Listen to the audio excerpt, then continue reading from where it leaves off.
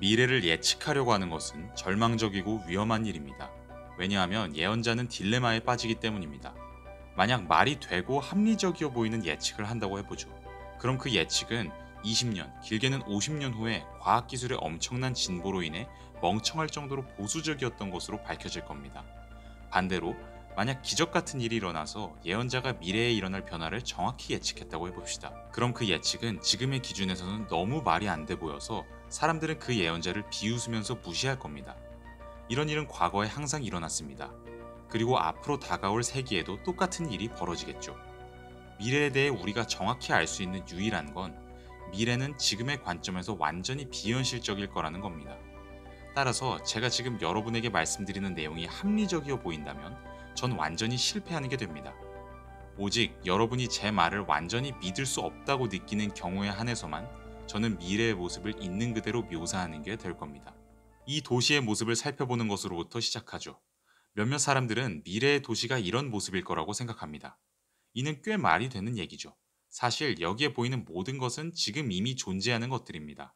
모든 자재와 모든 아이디어가 이미 존재해서 조건만 갖춰지면 곧바로 현실화될 수 있죠.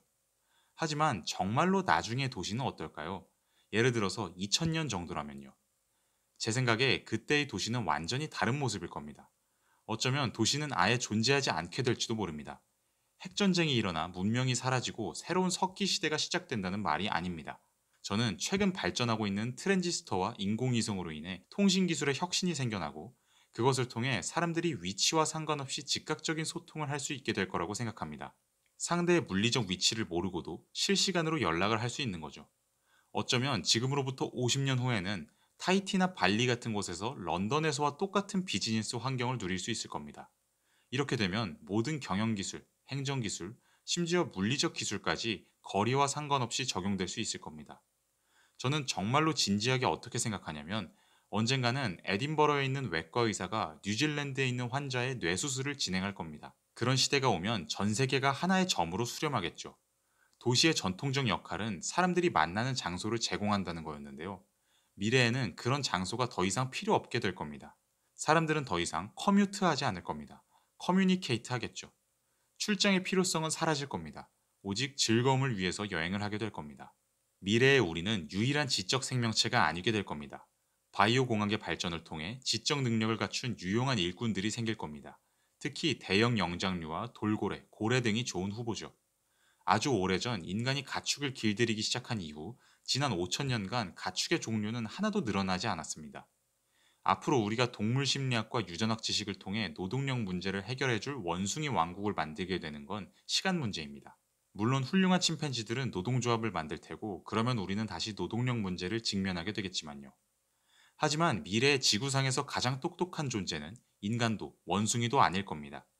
기계, 즉 오늘날 컴퓨터의 먼 후손일 겁니다.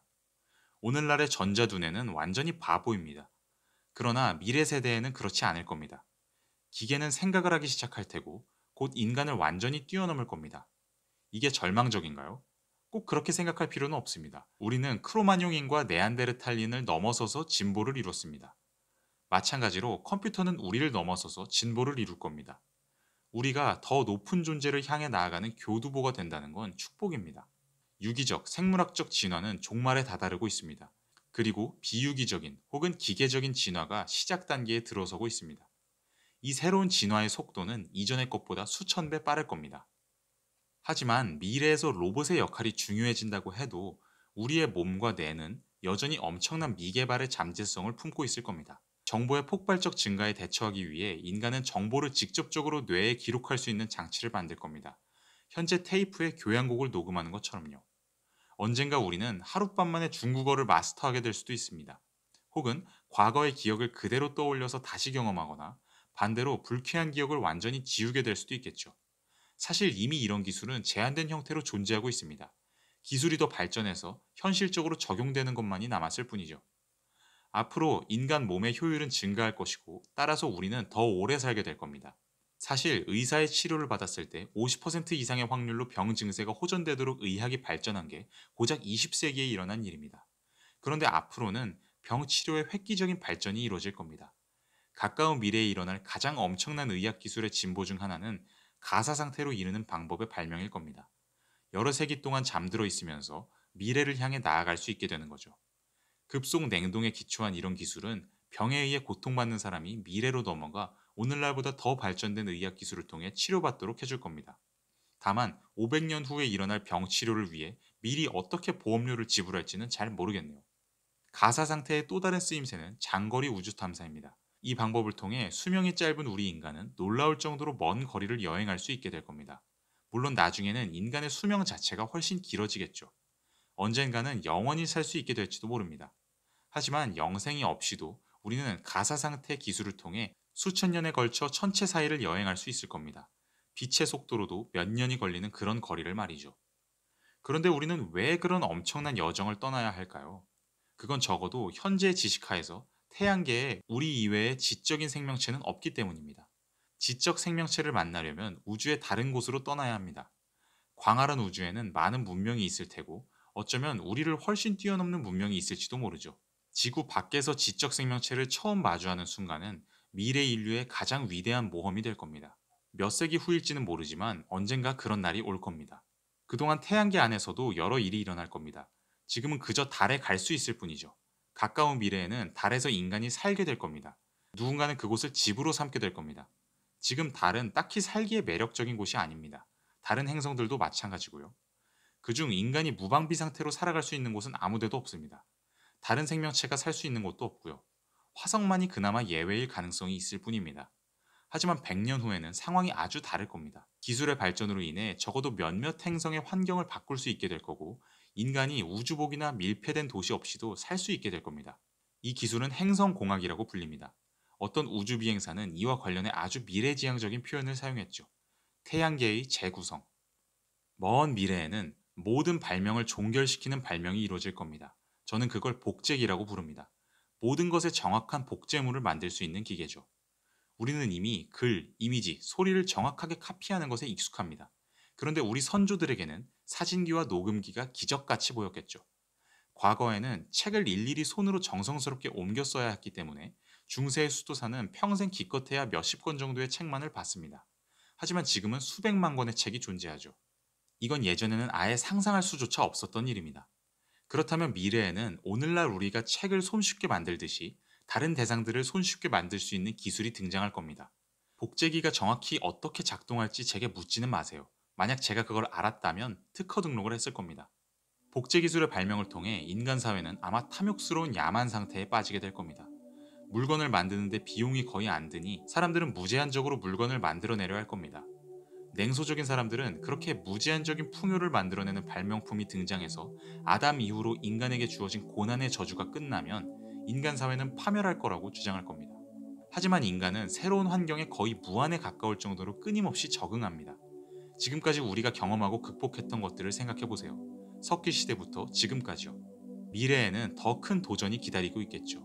왜냐하면 미래는 단순히 현재의 연장이 아니니까요.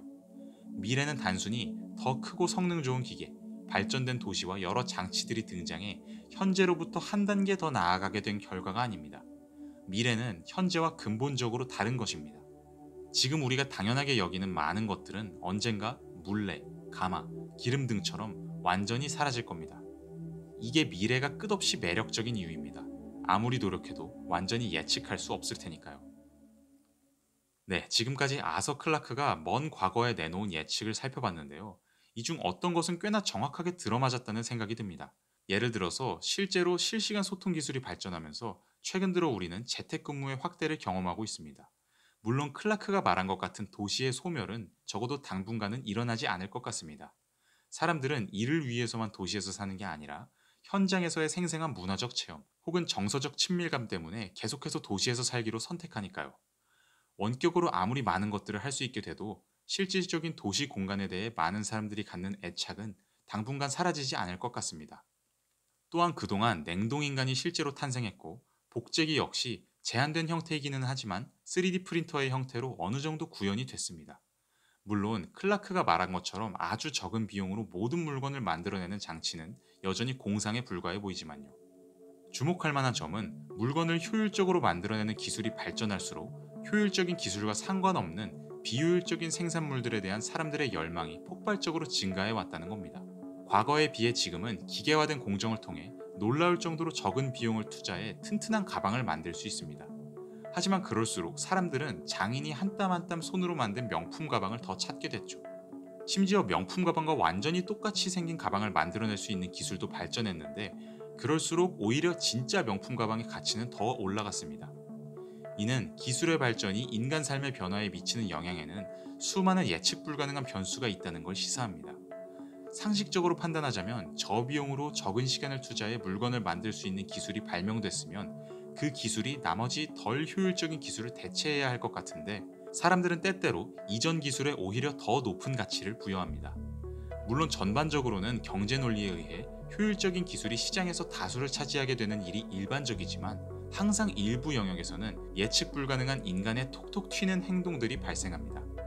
이런 현상을 생각해보면 어쩌면 기술의 미래를 예측하는 건 상대적으로 쉬운 일일지도 모릅니다. 그것보다 더 어려운 건 그 기술을 받아들이는 인간의 마음을 예측하는 거라는 생각이 드네요.